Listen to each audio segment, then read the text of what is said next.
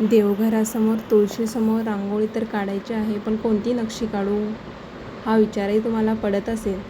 तर चला, तुमच्यासाठी आज घेऊन आली आहे सुंदर आणि सोप्या 3 रांगोळ्या.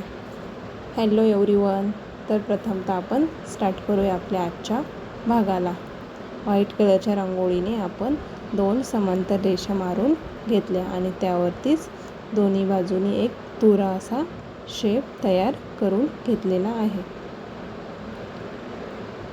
तर त्या तुऱ्यावरतीच आपण छोटे छोटे असे व्हाईट कलरचे डॉट देऊन घेणार आहोत. अगदीच दोन्ही बाजूनीही पूर्ण हे कंप्लीट करून घेणार आहोत.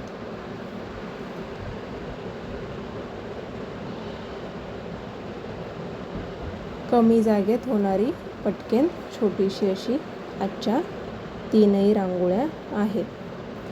आवडल्या असतील तर नक्कीच एकदा रांगोळी काढून बघा. तर आपण दोन्ही बाजूने डॉट देऊन घेतले आणि रेषांलाही दोन्ही बाजूने एक एक अशी छोटे छोटे रेषा मारून घेतलेल्या आहेत. आणि दोन्ही रेषेच्या टोकेलाही छोटे छोटे असे गोल राऊंडमध्ये शेप तयार करून घेतला. आणि तुऱ्यावरतीच व्हाईट कलरच्या रांगोळीमध्येच एक एक रेड कलरचा डॉटसुद्धा देऊन घेतलेला आहे. रेड आणि व्हाईट कॉम्बिनेशन अतिशय सुंदर असा लुक तयार झालेला आहे. आणि बरोबरमध्ये येल्लो कलरचा एक एक डॉट देऊन घेणार आहोत.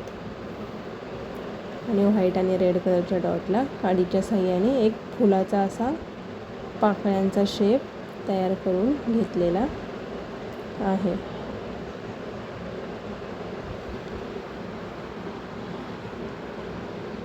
तर फुलांच्या बाजूलाच आपण दोन्ही रेषांवरती एक एक ग्रीन कलरचा डॉट देऊन त्याला एक पानाचा असा शेप तयार करून घेतलेला आहे. हे बघू शकता, व्हिडिओमध्ये अगदीच सोप्या पद्धतीने रांगोळी काढून दाखवण्याचा प्रयत्न केला. तर फायनल लुक रेडी आहे. तर बघूया आता 2 नंबरची पाटासमोरची रांगोळी. अगदीच तुम्ही तुळशीसमोर किंवा देवघरासमोरही काढू शकता. तर ब्ल्यू कलरच्या पर्पल कलरच्या रांगोळीने आपण एक बरोबरमध्ये डॉट देऊन घेतला आणि 4 रेषा मारून त्यावरती असा एक अर्ध फूल तयार करून घेणार आहोत. अगदीच 4 पाकळ्यांचं असं. आणि त्यामध्ये रेड कलर अर्धे असे पाकळ्या रेड आणि येल्लो कलरने भरून घेणार आहोत.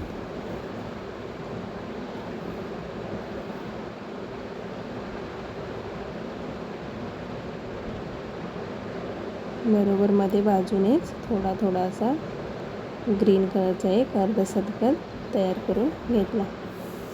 डॉटच्या समोरच आपण छोट्या छोट्या अशा व्हाईट कलरने 2 रेषा मारून त्यावरती एक तुऱ्या टाईप शेप तयार करून घेतलेला आहे.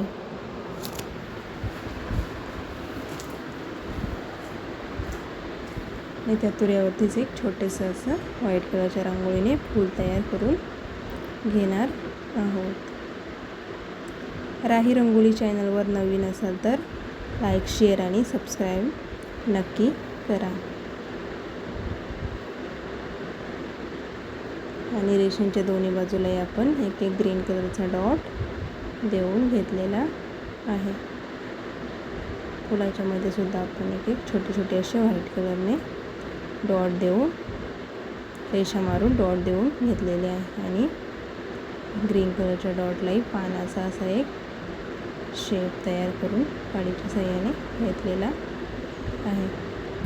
अगदी सोपी आणि कमी जागेत झटपट होणारी रांगोळी आहे.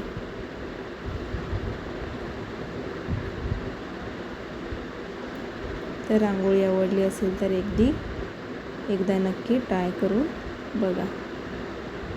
तर फुलाच्या वरती आपण दोन्ही बाजूने असं एक एक फुलामधून निघणारा तुरा काढून घेतलेला आहे. तर फायनल आपला लूक तयार झाला. तर आता बघूया 3 नंबरची रांगोळी. तर उद्या सोमवार आहे, त्यानिमित्तही शिवशंकराची बेलपात्र रांगोळी आहे.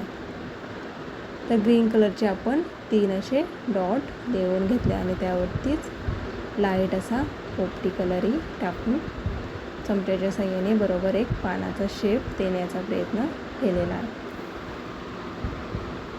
काडीच्या साहाय्याने त्याला मधोमध बरोबर रेषा ओढून ग्रीन कलरचा कलर टाकून घेतला आणि खाली आपण 3 अशा व्हाईट कलरने रेषा मारून एक आपला महादेवाचा टिळा असतो त्याप्रमाणे रांगोळीमध्ये तयार करून घेतलेला आहे.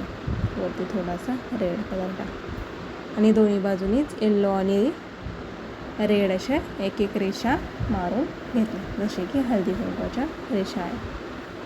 बाजूलाच एक व्हाईट कलरचा डॉट देऊन आपण ओमचा शेप तयार करून घेणार आहोत. तर बघू शकता व्हिडिओमध्ये अगदी सोप्या पद्धतीने ओम काढून दाखवण्याचा प्रयत्न केलेला आहे.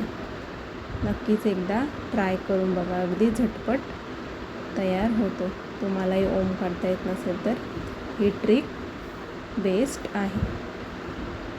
आणि ओमच्या बाजूलाच आपण एक एक असा ग्रीन कलरचा डॉट देऊन ओमच्या मध्ये रेड आणि येल्लो अशी कॉम्बिनेशनमध्ये कलर भरून घेतले. ओमच्या बाजूलाच आपण 3 कलरचे डॉट देऊन एक बेलपात्राचा असा शेप तयार करून घेणार आहोत.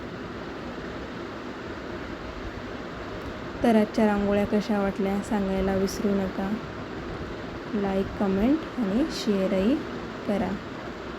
तर आजचा संपूर्ण भाग बघितल्याबद्दल तुमचे सर्वांचे खूप खूप स्वागत. असेच नवनवीन आणि छोट्या छोट्या रांगोळी बघण्यासाठी राही रंगोली चॅनलला एकदा नक्कीच व्हिजिट करा